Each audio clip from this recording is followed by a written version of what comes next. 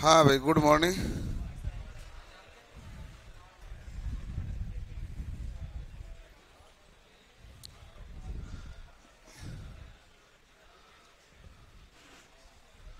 ये कहाँ से आ गया भाई? हम कौन से टॉपिक पढ़ रहे हैं? ऐसे टॉपिक पढ़ रहे हैं क्या? ठीक है, फिर ठीक है। हो गया? ठीक है, किसी के डाउट तो है नहीं?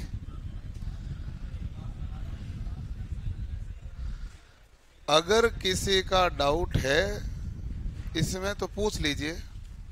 नहीं है? हमारा टॉपिक कौन सा था? गति और वेग। हाँ ठीक है, ये भी हो गया होगा।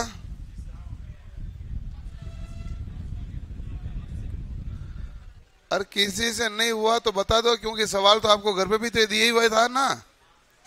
हो गया है तो नया सवाल करवाता हूं। हैं? नहीं हुआ तो फिर इसे ही कराना है कि? तो हाथ खड़ा करो ना, कौन है? हाँ ठीक है, मैं आपको बता दूंगा। आप मुझे इसका गलत किया हुआ बता दो। रब कॉपी में आपने किया तो हो गई,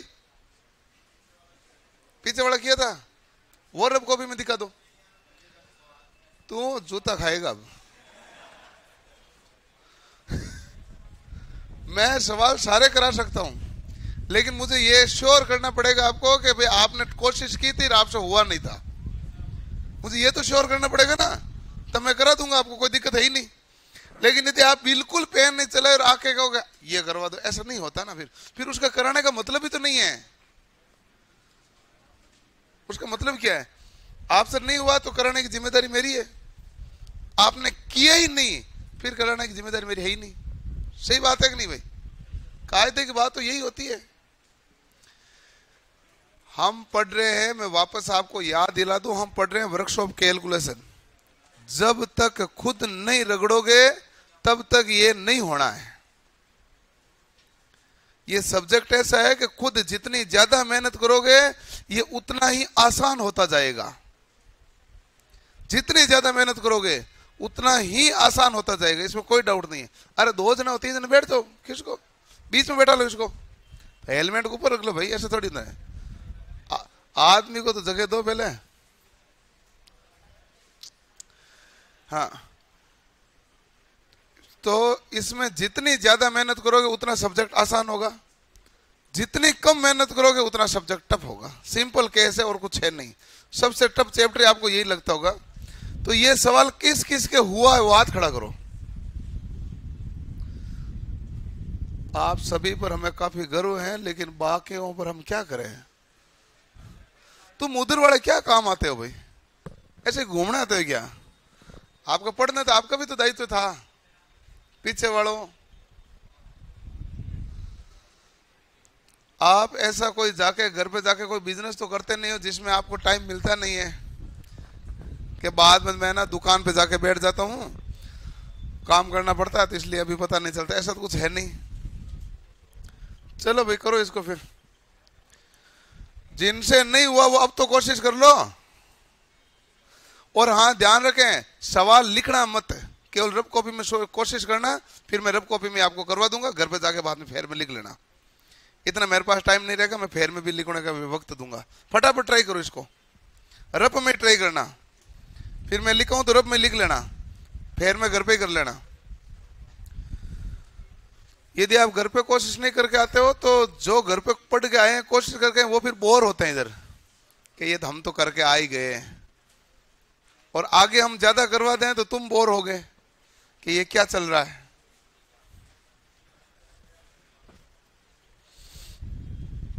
30 नंबर का मैटर है, और आप जितने हल्के में ले रहे हो उतने हल्के में है नहीं।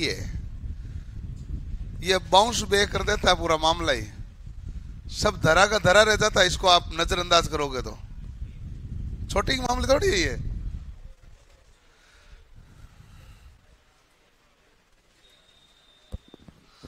दस 15 इलेक्ट्रिशियन की भाई।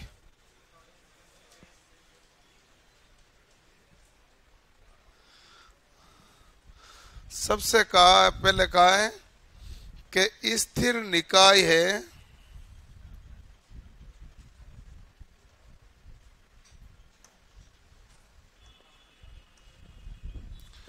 स्थिर निकाय पे बल कितना बताया भाई? 30 न्यूटन का। द्रव्यमान कितना है? 50 किलोग्राम। और इतना आसान सूत्र है कि हम जानते हैं F बराबर ma। ठीक है, तो बताइए A बराबर क्या आएगा? तो आप कहेंगे बल बटा द्रव्यमान। बल कितना है? 30। द्रव्यमान कितना है भाई? 50। 30 बटा 50। 0 से 0 काट दो, कितना आएगा भाई? 0.6 मीटर प्रति सेकंड स्क्वायर। त्वरण कितना हो गया भाई? 0.6 मीटर प्रति सेकंड स्क्वायर। कोई दिक्कत नहीं है। अब इन्होंने पूछा है 4 सेकंड के पश्चात कार्य का वेग, नहीं मतलब निकाय का वेग। काय मतलब निकाय है। ये निमी के अंदर ही छपा हुआ है। निमी के अंदर जहां जहां आपको निमी में भी काय मिला मतलब वो निकाय है। निकाय मतलब वस्तु। 4 सेकंड में पश्चात निकाय का वेग ज्ञात करना है। ठीक है, निर्धारित समय में तय की दूरी और त्वरण ज्ञात करना। क्या ये कह रहा है कि तुम प्रारंभिक वेग क्या है? 0। अंतिम वेग तुम ज्ञात करो। समय तुम्हें 4 सेकंड दिया है। कितना सेकंड दिया है? 4। और एक और क्या पूछा भाई? त्वरण। त्वरण बताओ। दूरी भी पूछी, त्वरण भी पूछा है। त्वरण तो आ गया ना, दूरी ज्ञात करनी है। देखो कि सबसे पहले तो हमारे पास अंतिम वेग आ जाएगा। वो आएगा गति का पहला समीकरण से, और उस गति का पहला समीकरण से अंतिम वेग आ गया तो आप दूरी ज्ञात कर लो गति के दूसरे समीकरण से। हाँ, तीसरे से भी हो जाता है। दूसरे से डायरेक्ट हो रही है, तीसरे से पहले को मदद लेनी पड़ती है। हाँ, करो फिर।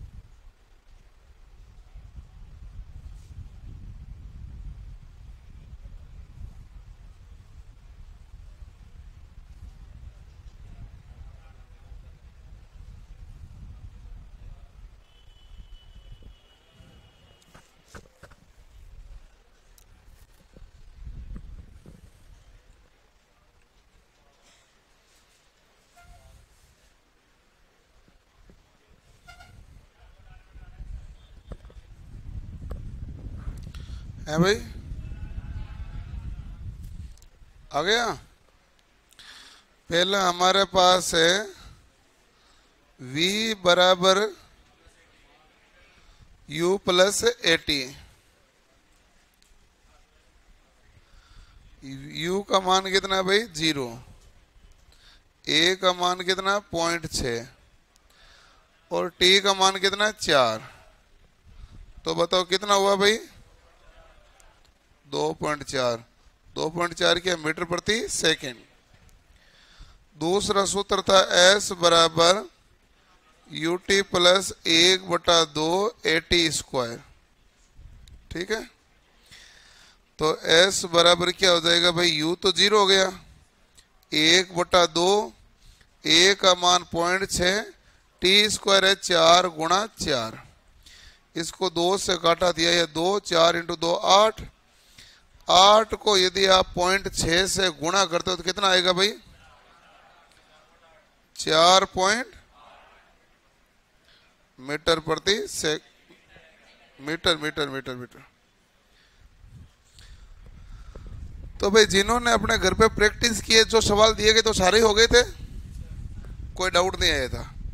तो फिर मैं इसके बाद में एक भाग पढ़ा देता हूं जिसमें मैं जी की महत्ता बता देता हूं, मतलब जी क्या है, गुरुत्वीय त्वरण के बारे में है? मैं आपको गुरुत्वीय त्वरण के बारे में बता देता हूं, वैसे फिजिक्स में भी बताते हैं, यहां पर भी बता देते हैं पूरा, ठीक है? लिख लिया?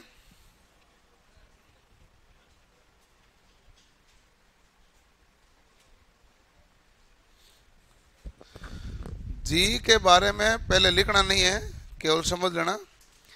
जी के बारे में इतना सा बात है। पहली बात, जी का मान कितना है? 9.81 मीटर प्रति सेकंड स्क्वायर। ये जी का मान कितना है? 9.81 मीटर प्रति सेकंड स्क्वायर, ये इसका मान है।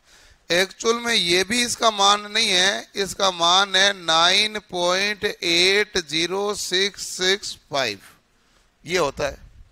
ये भी आगे और चल रहा है। ये क्या का अक्षांश पर डिपेंड करता है। किस पर डिपेंड करेगा? अक्षांश पर। तो हमने कहा भाई 0.6 है तो इसको क्या बना दो? 10, यानी कि 1 लिख दिया हमने, ठीक है? तो 9.81 कर दिया। और इसको और छोटा करना, 9.8 को तो हम क्या लिखते हैं? 9.8 लिखते हैं।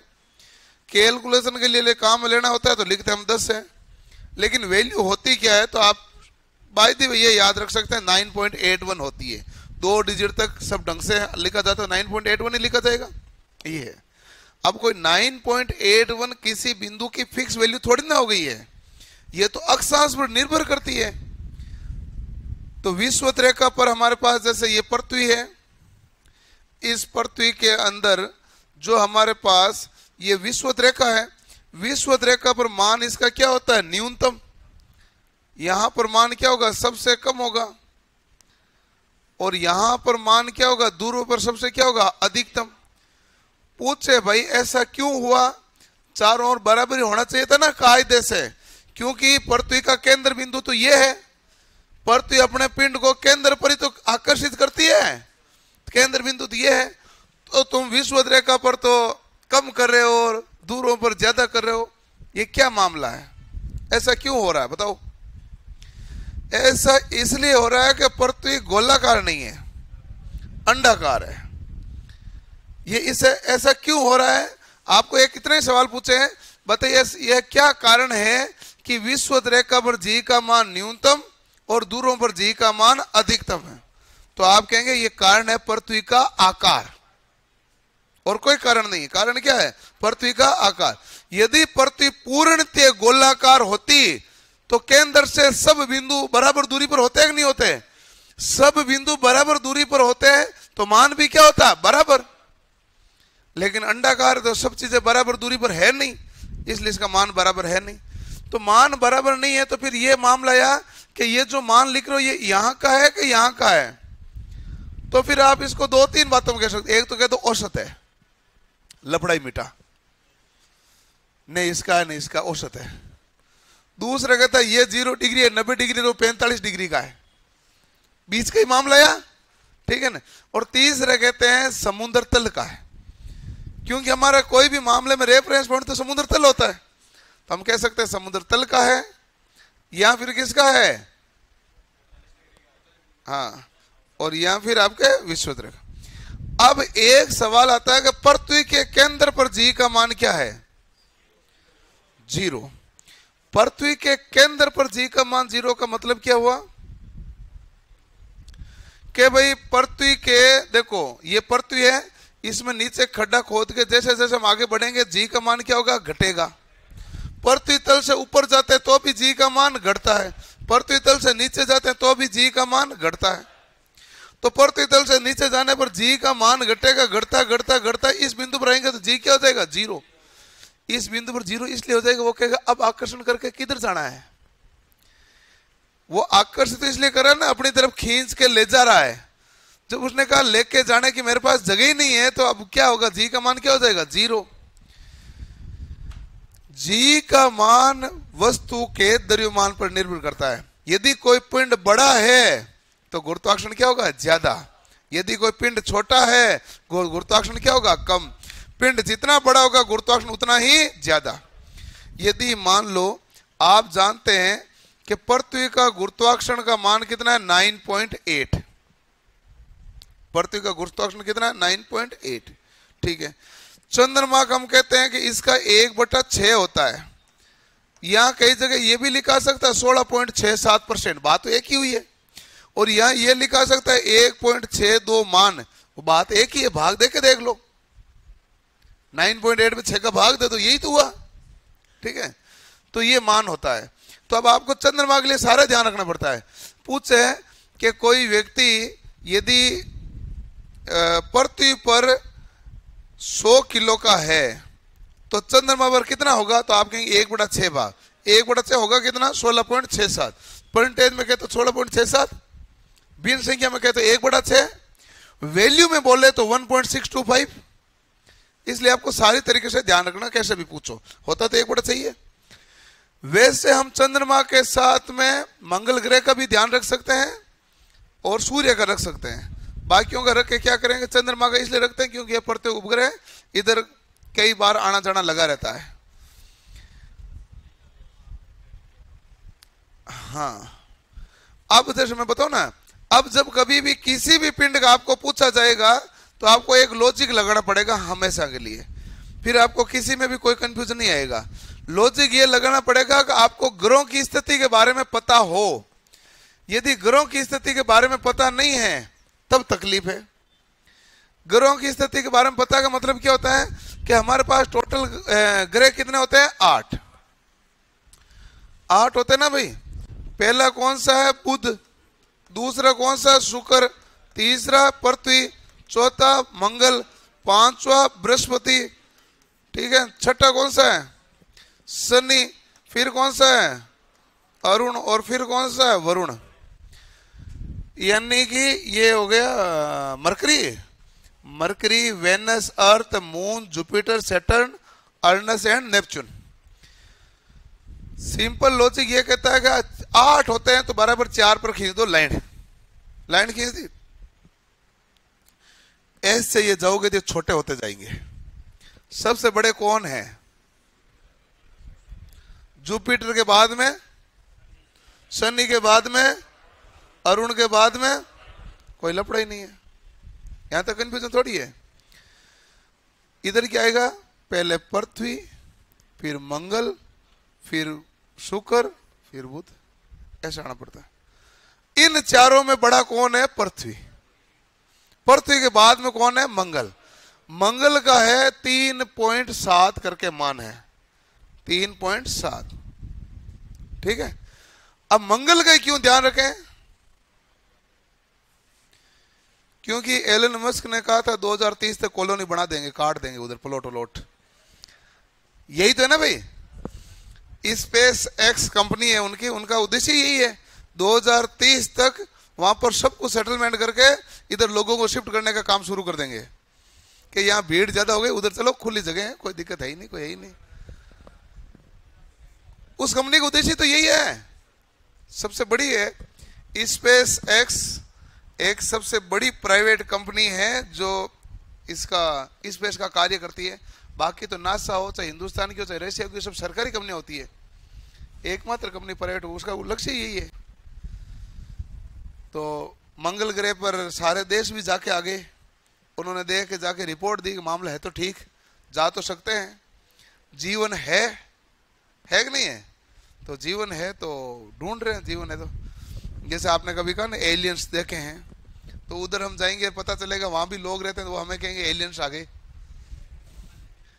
एलियंस तो ये होता है ना, एलियंस नाम तो क्या पड़ा, कोई परग्रही किसी अन्य ग्रह से आया हुआ जिसके बारे में हम कुछ नहीं जानते हैं, हम कहते हैं एलियंस है, वो मामला होता है।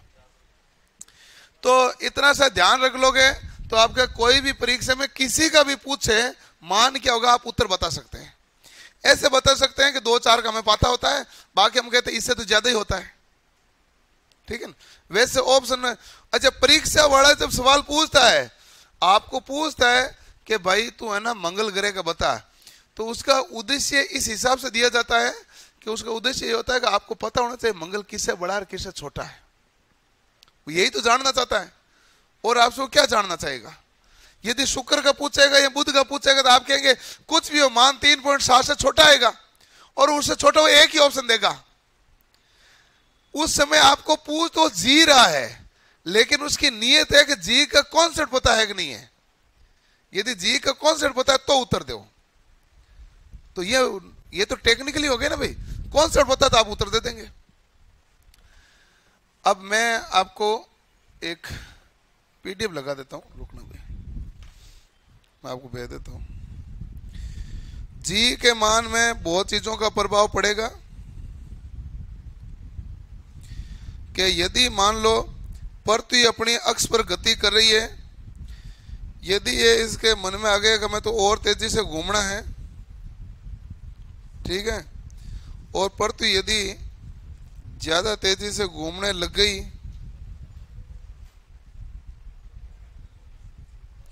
तो जी का मान क्या होगा भाई? घटेगा। घूम रही है और ज्यादा घूम रही तो जी का मान क्या होगा? घटेगा। और ज्यादा घूम रही तो जी का मान घटेगा, और ज्यादा घूमेगी तो जी का मान घटेगा। यदि पृथ्वी अपनी चाल का 17 गुना चल जाएगी तो लगभग जीरो आ जाएगा।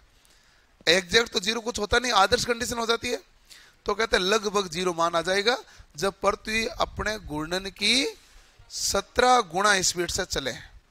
और यदि पृथ्वी जो घूम रही है अपने अक्ष पर, ये धीरे घूमने लग जाए तो जी का मान बढ़ जाएगा, तेजी से घूमे तो जी का मान घट जाएगा। सिंपल लॉजिक है। उन्होंने कहा उनका यह कहना है कि जी का मान का प्रभाव डायरेक्ट हमारे पास घूर्णन गति पर है। जी का मान का प्रभाव इस पर भी है कि आप तल से कितना ऊपर जा रहे हैं कि नीचे जा रहे हैं, इस पर भी किसका प्रभाव है? जी का। जी का प्रभाव इस स्थान पर भी है, आप चंद्रमा पर हैं, आप अंतरिक्ष में, आप मंगल ग्रह पर, उस पर भी है। जी का प्रभाव इस पर भी है कि पृथ्वी का आकार कैसा है, तो पृथ्वी का आकार पर है, पृथ्वी की गति पर है, सब पर जी का मान निर्भर करता है।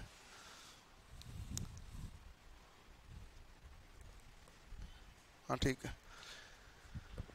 इसमें आपको जी क्या होता है?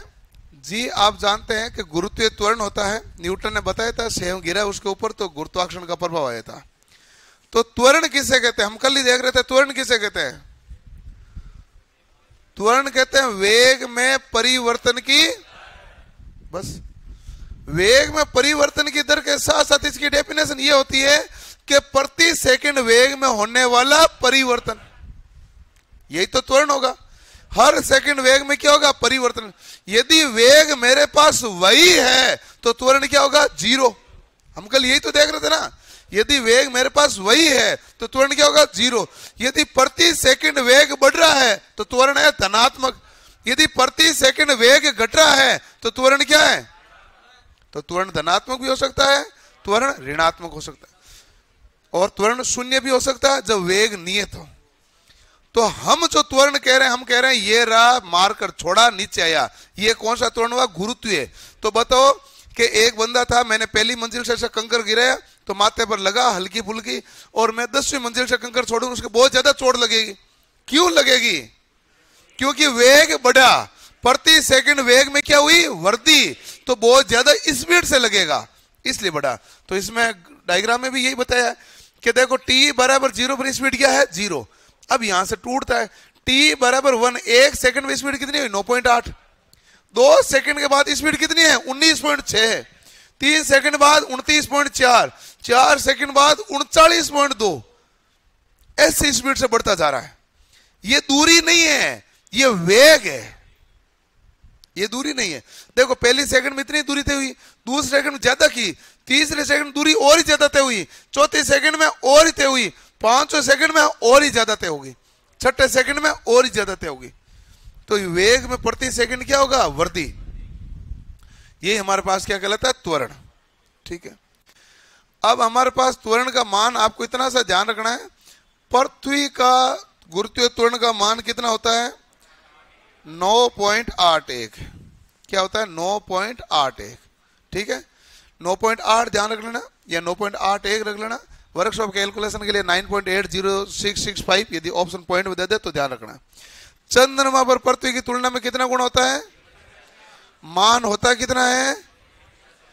यहां 1/6 को क्या कहते हो प्रतिशत में? 16.67। सूर्य पर जी का मान कितना होता है? 274, तो लगभग 28 गुना होता है। कई किताब में 27 गुना भी लिखा हो सकता है, कई किताब में 30 गुना भी आता है, लेकिन वैल्यू ये है और ये है, तो लगभग 28 गुना बनता है। तो लगभग हमने मान बताया, बाकी बहुत सारी किताबों में 27 गुना है। 27 गुना है ना, उन्होंने इसको 10 मान लिया, फिर 274 देखा तो कितना होता है? 27। बाकी इसलिए वो किताबों में कोई गलत नहीं है, मैंने इसलिए वैल्यू लिखी हुई है 274। ठीक है, अब आपको जरूरी नहीं है वैल्यू पूछो, गुणा पूछ ले, उसकी मर्जी है। तो गुरुत्वीय त्वरण इसका तो हमें कोई लेना देना है नहीं।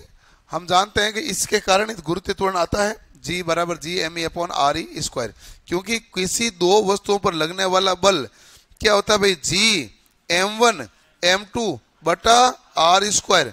अब मैं को m2 सेम है, m1 पृथ्वी की त्रिज्या है, तो ये मेरे पास क्या बन गया? E, मतलब ये सॉरी me क्या हो गया? पृथ्वी का द्रव्यमान, और m2 हो गया मेरे सेव का द्रव्यमान। अब बताओ ये पूरा हमारे पास क्या बन गया भाई? त्वरण। तो आप कहते हैं F बराबर ma, तो ये तो m वो m हुआ, और ये क्या हो गया? त्वरण। तो इसलिए गुरुत्वीय त्वरण क्या होता है? G_me/RE²। ये ऐसे आता है, उसी सूत्र से आता है, ये गुरुत्वाकर्षण बल का सूत्र है। G का मान होता कितना है? 6.67 × 10⁻11। क्या हुआ भाई? है मतलब क्या? मतलब मैं क्या करूं, मुझे ये बताओ। मैं कुछ नहीं कर सकता, तू क्या कर सकता है? तू भी कुछ नहीं कर सकता। करना तुझे पड़ेगा ना, कैमरा सही करना भाई, ऐसे क्या करो। मतलब ऑनलाइन पर नहीं दिख रहा है तो करना तुझे ही पड़ेगा, और क्या करेगा।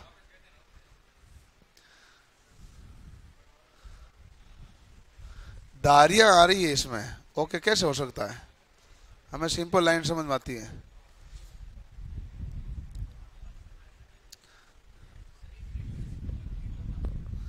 हाँ, आवर्ती के अंतर के कारण जो धारियां आती है उसे स्ट्रोबोस्कोपिक प्रभाव कहते हैं। लेकिन करना सही पड़ेगा तभी सॉल्यूशन होगा, बाकी थ्योरियां हैं।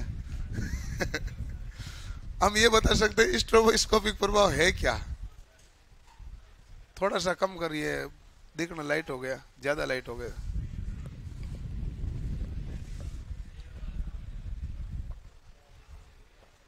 ठीक है, अब आएगी तेरी धारियां तो आएगी इसमें, क्या दिक्कत क्या है?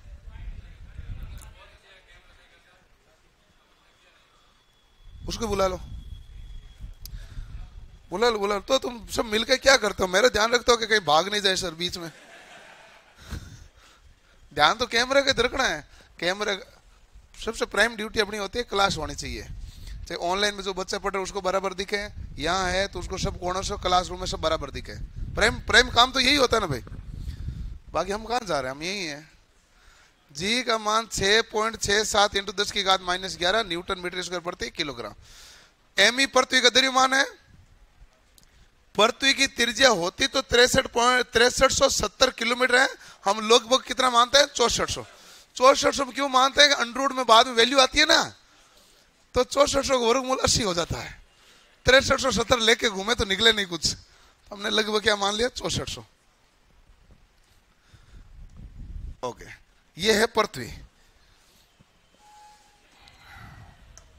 अब देखो पृथ्वी, पहली बात आपको सवाल एक सिंपल समझो। पहला सवाल इतना ही है कि भाई पृथ्वी है, उसका G का मान अलग अलग स्थान पर चेंज क्यों है? तो आप कहना आकार के कारण, क्योंकि आसान सवाल का उत्तर देने में सबसे ज्यादा जोर आता है।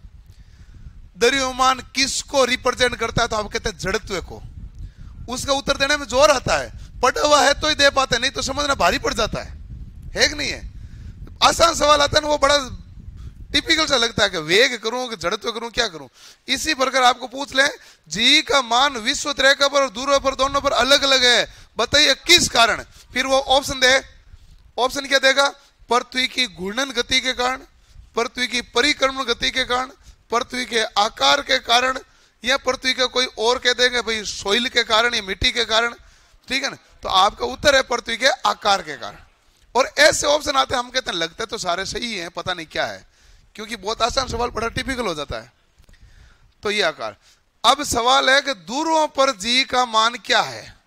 9.832 इंटू 10 की 9.832 मीटर प्रति सेकंड स्क्वायर।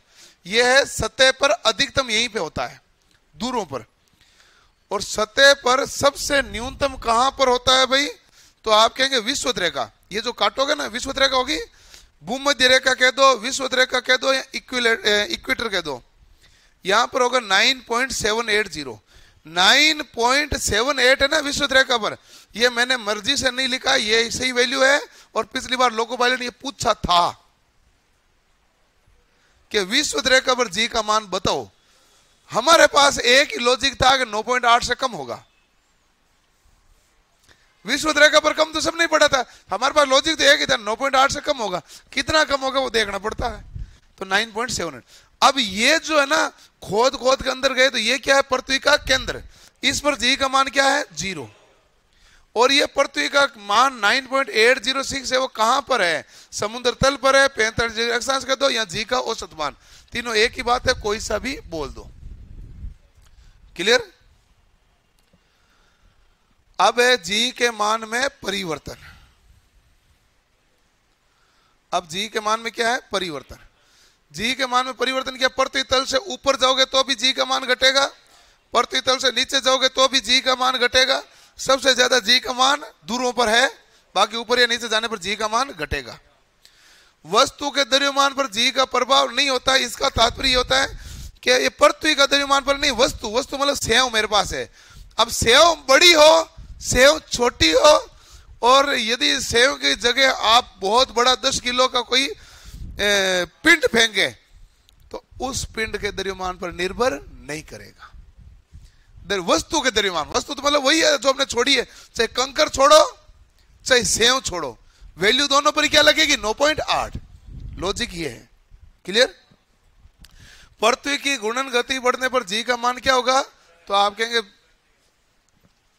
घूर्णन गति बढ़ने पर जी का मान घटता है। 17 गुणा करोगे तो जी का मान 0, और घूर्णन गति घटने पर जी का मान बढ़ता है। ध्यान रह जाएगा। पृथ्वी पर जी का मान होता कितना है भाई?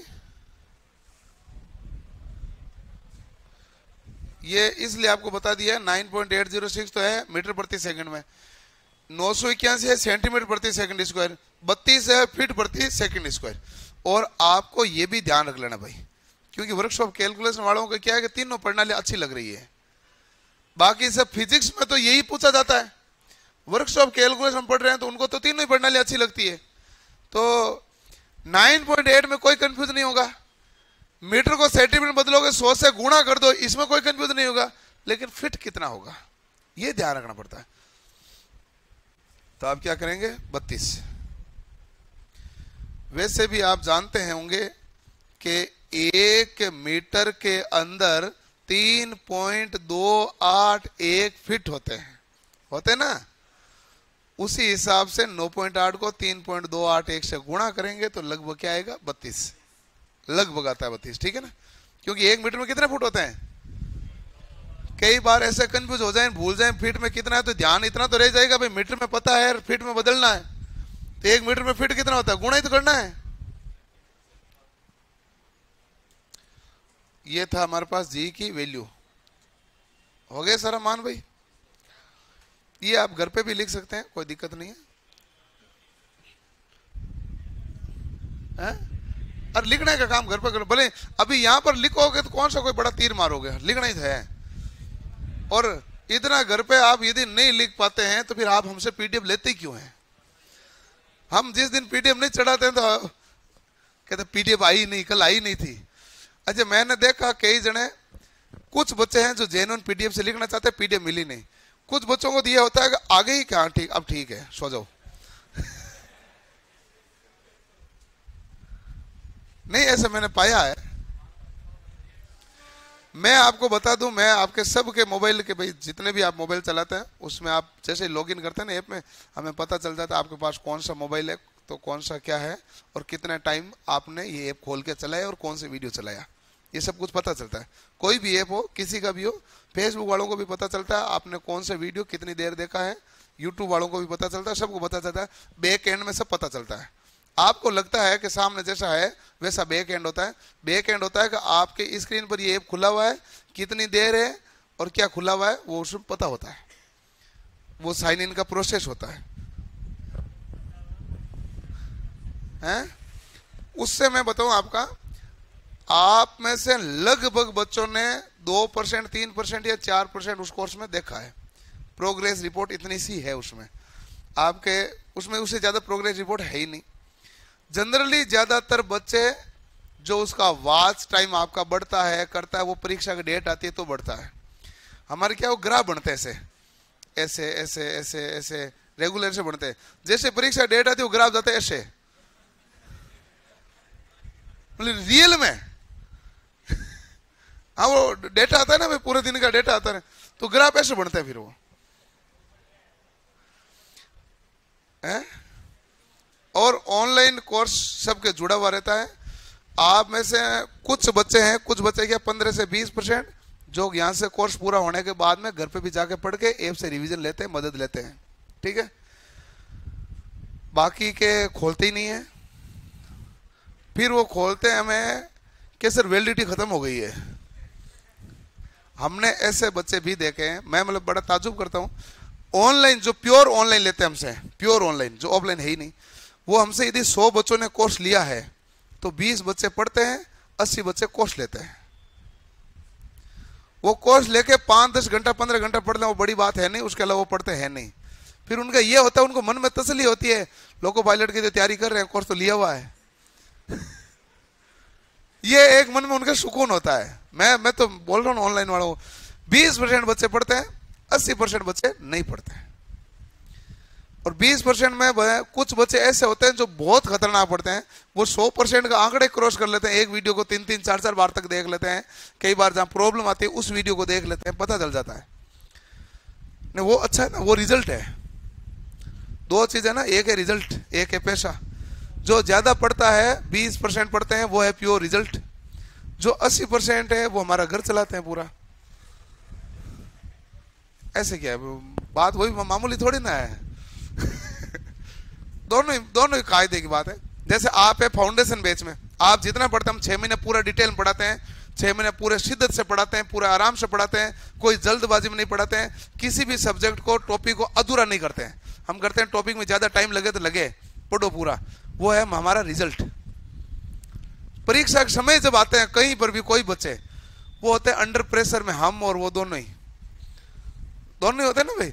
तो एकदम से एक ही दिन में बचते बनते हैं 6 बेस 7 बेस, एक ही दिन में बन जाते हैं, ठीक है ना, होल ले लेके सब। फिर उसमें होता है कि भाई मैथ कौन पढ़ेगा, कौन क्या पढ़ेगा, जो मिलेगा वो पढ़ेगा। परमानेंट टीचर एक होते हैं, 2 होते हैं, वो थोड़ी मिलता है। वो तो जहां जिस बैच में वो तो लगी क्लास, बाकी बैचों में नए मास्टर आ जाते हैं, वो फिर प्योर कमाई आ जाती है। तो आप प्योर पढ़ने वाले हैं, हाँ टाइम आया, वो आपका भी वही आने वाला है, हमारा भी वही आने वाला है। लेकिन क्या है कि मैंने आज तक जिसमें सबसे ज्यादा कभी भी किसी भी बैच में आज तक पढ़ाया है तो फाउंडेशन बैच में ही पढ़ाया है। और मैं ये उस दिन सेमिनार होता है ना भर्ती आने के बाद, उस दिन उनको भी ये बोलता हूं कि हमने सबसे ज्यादा पढ़ा के भेज दिया बच्चों को, क्योंकि सबसे ज्यादा रिजल्ट वही देना है। एक्चुअल में जब भर्ती आती है तो जो लाइब्रेरी में बैठ के रिवीजन कर रहा होता है वो आगे रहेगा, कोई उसको पीछे नहीं कर सकता, क्योंकि उसने पहले पढ़ लिया है, अब वो रिवीजन कर रहा है, अब वो प्रैक्टिस कर रहा है, वो आगे रहेगा। बस दूसरों का नंबर तब आता है जब या तो थोड़ा ज्यादा होशियार हो, या फिर परीक्षा लेने वाले के क्या है दिमाग में फिरकी हो, वो 6 महीने बाद ले तो उसको भी पूरा टाइम मिल जाता है। ऐसे कंडीशन होती है। जैसे अभी कल आया था RSMSSB का नोटिस, वो 17 भर्तियों के बारे में दे दिया, सब खुश हो रहे हैं कि 17 दे दिया, 17 दे दिया। मैंने इतना ही पूछा, मैंने कहा 17 में है क्या। मैंने 2-4 बच्चों को बुलाया, हमारे स्टाफ जो काम करते हैं, मैंने बुलाया, मैंने कहा तू किसका फॉर्म भर सकता है।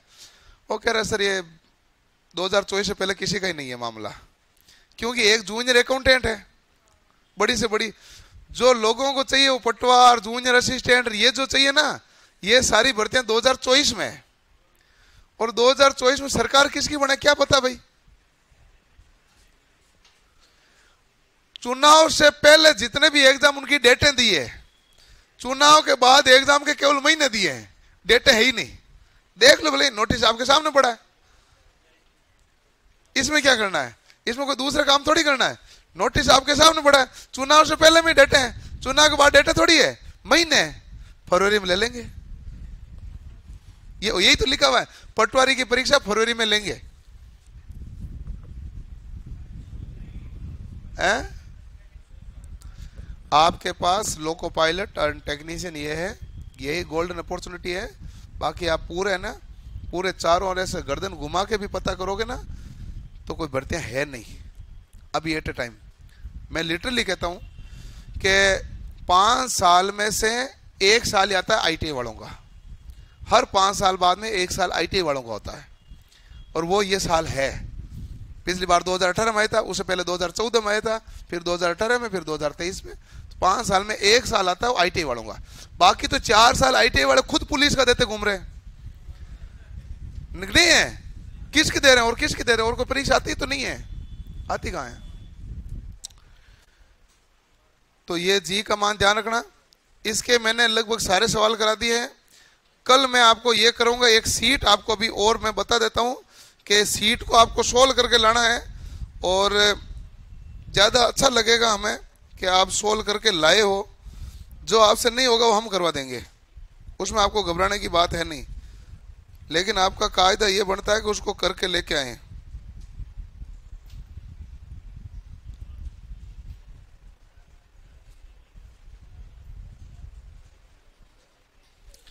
पहले सवाल तो मैं देता हूं, 6 सवाल हैं। 1 मिनट,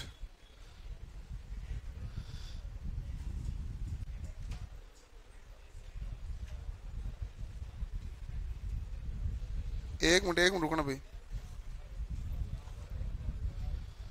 1 मिनट।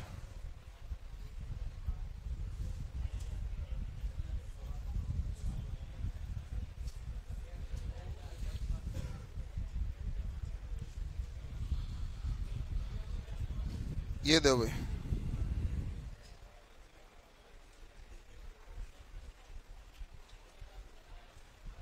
क्या हुआ, नेट नहीं चल रहा है क्या?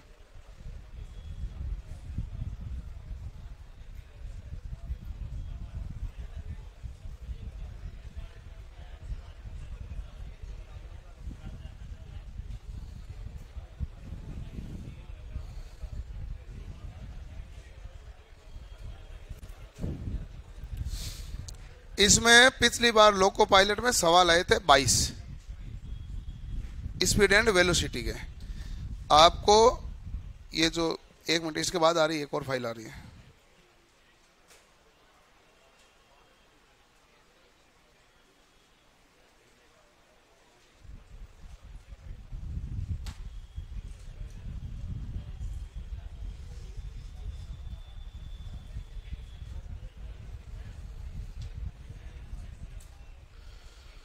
ठीक है, ये दो 22 सवाल हैं, 2200 के 2200 आप ट्राई करना। जो नहीं हुआ आपसे वो हम करवा देंगे, लेकिन यदि आप कोशिश करेंगे तो ही ये पार होनी है मामला। सबसे टफ चैप्टर में ये आता है। हाँ दो लगो,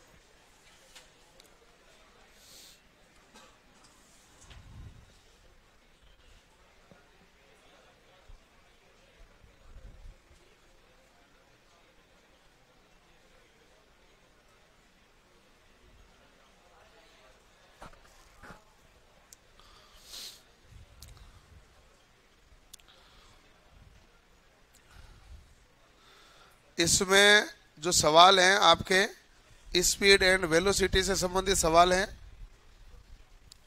अच्छे सवाल हैं। सबसे टिपिकल और सबसे अच्छा सवाल में एक ये है 2 नंबर सवाल।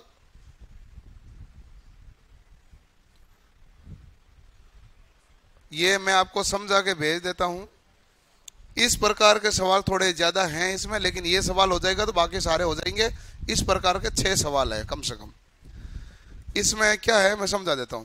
पिंड अपनी विराम अवस्था में x बराबर 0 से चलना शुरू करता है। वो कहता है भाई मामला ये है कि यहां से चलना शुरू करें तो x बराबर क्या है 0, ठीक है। एक्स अक्ष के समदिश 3 मीटर प्रति सेकंड स्क्वायर के नियत त्वरण से चल रहा है। जब जा रहा है तो त्वरण कितना भाई 3। यह भी कोई कंफ्यूजन वाली बात है ही नहीं, 3 मीटर स्क्वायर त्वरण से चलता है। इसी यात्रा के दौरान x बराबर 13.5 मीटर से x बराबर 54 मीटर के बाद इसका बीच औसत वेग क्या होगा, ये है। उसने कहा देखो पहले तो मैं चला हूं x बराबर 13.5, अब ये है x बराबर कितना है 54, ठीक है। तो इनके बीच इन्होंने कहा है कि आप बताइए कि हमारे पास औसत वेग कितना होगा। क्या पूछा? अच्छा, औसत वेग का सवाल इतना ही होता है तो आप कहते हैं भाई वेग तो ज्ञात कर लेंगे, लेकिन वेग तो होगा दूरी बटा समय या विस्थापन बटा समय लिख दूं मैं, ठीक है। दूरी तो मैं कोई कंफ्यूजन है नहीं भाई, आप इससे इसके बीच में पूछते हैं तो 54 में से 13.5 घटाऊंगा, कायदे की बात है ना। आप 13.5 से 54 के बीच की पूछ रहे हैं, एक्स 13.5 से 54 के बीच, इसके बीच की पूछ रहे हैं तो कितनी हो जाएगी हैं? 40.5 है, 39.5 है, 40.5। तो 40.5 क्या हो गई दूरी। अब बात आती है समय की कि समय कितना लगेगा।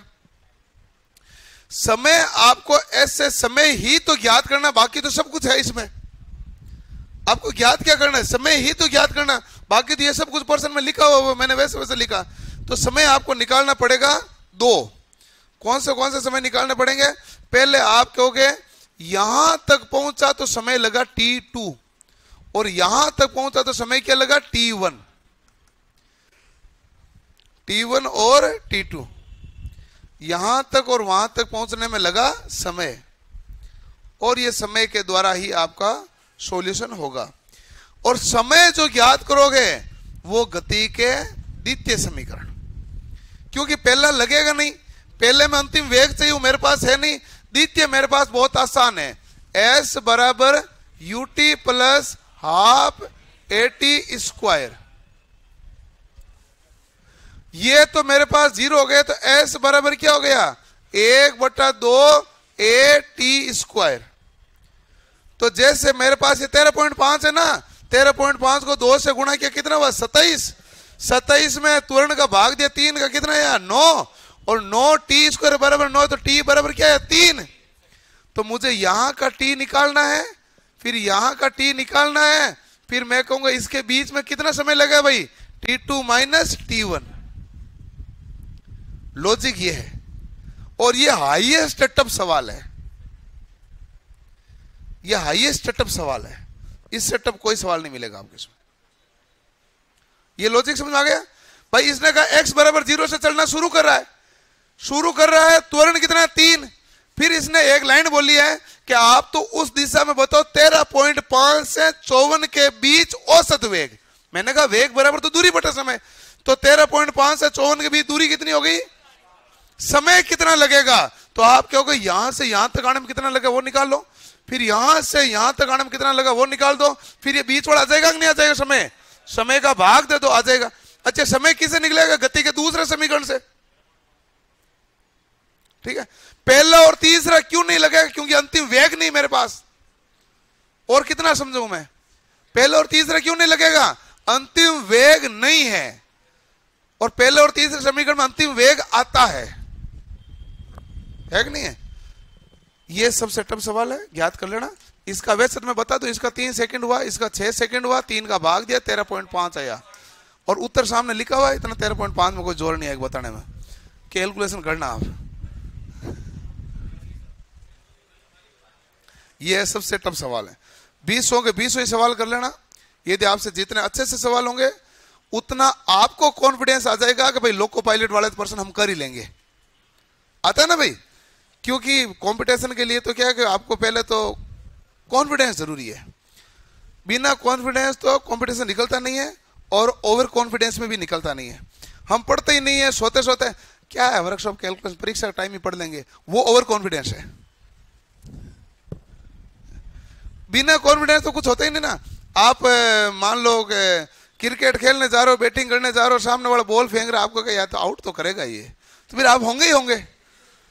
नहीं तो आपके फेंक बॉल, ऐसे तो हमने बैटिंग सीख रखी है, फेंक तो ये यही होता है। कॉन्फिडेंस जरूरी है। ओवर कॉन्फिडेंस होता है कि बिना प्रैक्टिस किए बंदा सो के उठ के गया, हाँ को मेरा नंबर आ गया क्या, को ठीक है तो जाता हूँ, तो वो ओवर कॉन्फिडेंस में है। और एक वो पहले करते हैं प्रैक्टिस, वो कॉन्फिडेंट होते हैं। तो कॉन्फिडेंस जरूरी है। ठीक है भाई।